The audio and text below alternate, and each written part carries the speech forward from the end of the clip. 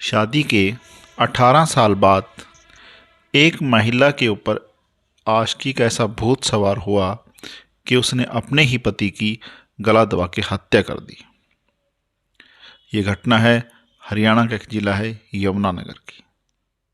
और परिवार को यकीन दिला दिया जाता है कि उसका अचानक हार्ट अटैक हुआ है, और परिवार वाले मान भी लेते हैं और उसका अंतिम संस्कार भी कर दिया जाता है। लेकिन इस कहानी से आखिर कैसे पर्दा उठा और क्या थी इस पूरी सच्चाई, आइए जानते हैं। हरियाणा का एक जिला है यमुनानगर। वहाँ पे बत्रा परिवार रहता था, जो सुभाष जी, उनकी पत्नी और उनका बेटा योगेश और उसकी पत्नी प्रियंका और उनके 2 बच्चे। अब 27 मई 2016 को योगेश बत्रा की पत्नी प्रियंका सुबह रोती हुई कमरे से बाहर आती है और वो सबको बताती है कि योगेश हिल डुल नहीं रहे हैं, उठ नहीं रहे हैं, उनको पता नहीं क्या हो गया। आसपास से पड़ोसी आ जाते हैं, योगेश के माता पिता देखते हैं, अच्छा वहाँ डॉक्टर बुलाया जाता है। तो जब उसको चेक करते हैं तो पता चलता है कि उसकी मौत हो चुकी है। प्रियंका बताती है कि इनके सीने में अचानक दर्द हुआ और ये फिर से ऐसे ही हैं, मतलब ये कि उनको हार्ट अटैक आया और इनका देहांत हो गया। लोग इस पे यकीन कर लेते हैं और उसका फिर अंतिम संस्कार कर दिया जाता है। रोना धोना होता है, सब चीज़ें होती हैं, सब रीति रिवाज होते हैं और वक्त आगे निकल पड़ता है। लेकिन अब जो सुभाष बत्रा हैं, योगेश के पिता, और उनकी पत्नी है, उनको अपनी बहू प्रियंका पे शक होने लगता है, और शक होना भी लाजमी था, क्योंकि जो प्रियंका थी उसके बाद उसमें बहुत ज़्यादा बदलाव आए। उसको देखकर बिल्कुल ऐसा नहीं लग रहा था कि उसको कोई गम है योगेश के जाने का, बल्कि ऐसा लग रहा था कि वो पहले ही ज़्यादा खुश है। और धीरे धीरे वो कारोबार की भी बागडोर अपने हाथ में लेना शुरू कर दिया था उसने। और वो अक्सर बाहर रहती थी, घूमती थी, और उसको बिल्कुल भी शिकन नहीं थी कि योगेश बत्रा इस दुनिया में नहीं है। और इसी मनमंथन में सोचते हुए 14 सितंबर 2016 को सुभाष बत्रा जी क्या है यमुनानगर के थाने में एक रिपोर्ट दर्ज करते हैं कि उनको अपनी पत्नी पर, अपनी बहू पर माफ़ी चाहेंगे, अपने बेटे की हत्या का शक है। लेकिन पुलिस अब उस चीज़ को ज़्यादा सीरियस नहीं लेती, क्योंकि योगेश बत्रा का शव जल चुका था। उस टाइम किसी ने कोई रिपोर्ट लिखवाई नहीं थी, कोई पोस्टमार्टम नहीं हुआ था, तो उस चीज़ को वो नज़रअंदाज कर देते हैं और प्रियंका को क्लीन चिट दे दी जाती है। लेकिन फिर सुभाष बत्रा को यकीन नहीं होता, उनके सीने पर एक बोझ होता है कि वो अपने बेटे की हत्या का पता लगा कर रहेंगे। और इसका दूसरा कारण ये भी था, जो सुभाष बत्रा की जो पत्नी थी, योगेश की मम्मी, उनको अक्सर सपने आते थे और सपने में वो देखती थी कि जैसे उनका बेटा उनसे मदद मांग रहा है और उसको गुंडे पीट रहे हैं। ये बात उसने कैमरे के सामने भी कबूली है।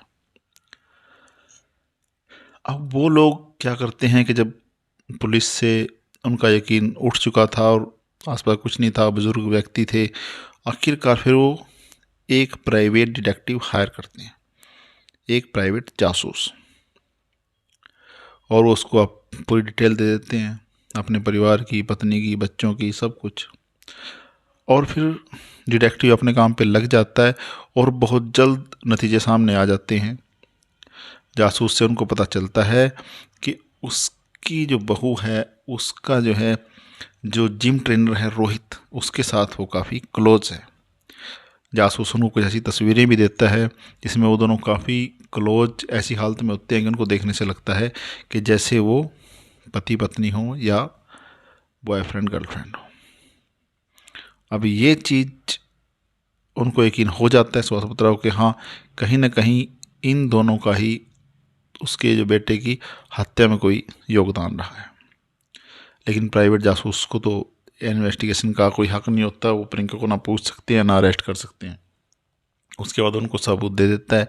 फिर वो सबूत लेके जो सुभाष बत्रा है वो कुछ बड़े अधिकारियों से बात करते हैं, और उसके बाद ये जो है केस करनाल के CIA स्टाफ 2 को ट्रांसफ़र कर दिया जाता है। और फिर वो सबसे पहले रोहित को उठाते हैं और फिर प्रियंका को। और जब उनसे सख्ताई से पूछा जाता है तो फिर एक और कहानी निकल के सामने आती है। वो ये थी कि प्रियंका जो है उसका जो है रोहित पे दिल आ गया था और उनके बीच नाजायज संबंध थे। और यही नहीं, प्रियंका ने रोहित को एक 32 लाख की कार फॉर्च्यूनर भी गिफ्ट की थी।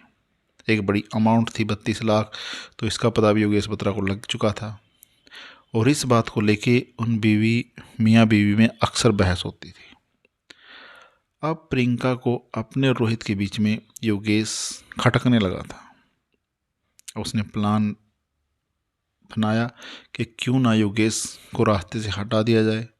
उसके बाद सारा कारोबार, प्रॉपर्टी उसके हाथ में आ जाएगी और फिर वो रोहित के साथ खुल के रह सकती है। और इसके लिए वो दो जो है सुपारी किलर हायर करती है यूपी के, एक सतीश, दूसरा श्याम सुंदर। ये कॉन्ट्रैक्ट किलर होते हैं। और प्लान ये होता है कि 27 मई की रात को जब योगेश सो जाएगा तो उसको बेहोशी का इंजेक्शन लगा देंगे और फिर उसको बेहोशी की हालत में घर से बाहर कहीं दूर ले जाके मार के और कहीं फेंक देंगे। फिर थाने में गुमशुदा की रिपोर्ट दर्ज करा दी जाएगी। लेकिन जैसे ही वो लोग रात में सो जाने के बाद योगेश बत्रा के कमरे में आते हैं, उसकी अचानक आंख खुल जाती है और वो जब अनजान शख्स को अपने घर में देखता है और ख़ासकर अपनी बीवी के साथ 3 व्यक्तियों को, रोहित और 2 कॉन्ट्रैक्ट किलर, तो हैरान रह जाता है। और तब प्रियंका बोलती है कि अब इसको सब कुछ पता लग चुका है, अब इसका जिंदा रहना ठीक नहीं है, इसको अब यहीं के यहीं ख़त्म कर दो। कहते हैं कि उसको मारने में प्रियंका की भी बराबर की भूमिका रही है, क्योंकि उसने ही तकी से उसका मुंह दबाया, गला दबाया और उसकी हत्या की। कितना दर्दनाक मौत रही होगी। आप सोचिए, इंसान यकीन करे तो किस रिश्ते पर यकीन करे। उसकी खुद की पत्नी ने उसे रास्ते से हटा दिया। उसके बाद रात में वो लोग वहाँ से निकल चुके और दिन में फिर उसने वही ड्रामा किया जो आपको पता ही है। इसके बाद पुलिस इन चारों को गिरफ्तार कर लेती है और ये 3-4 साल तक केस चलता है और आखिरकार इनको उम्र कैद दे दी जाती है। अब आप देखिए कि किस रिश्ते पर आप यकीन करें। इंसान कहीं भी सुरक्षित नहीं है, कहीं भी सेफ नहीं है। हमारा मकसद आपको भावनाओं को आपकी ठेस पहुंचाना नहीं है, हम आपको तकलीफ देना नहीं चाहते। हमारा मकसद है कि आप सतर्क रहें, सचेत रहें, क्योंकि ऐसे हादसे पहले भी हुए हैं और आगे भी होंगे। इनसे कुछ सीख लें और सुरक्षित रहें। नए हैं तो चैनल को प्लीज़ सब्सक्राइब करें। आपसे फिर मुलाकात होगी एक नई सच्ची घटना।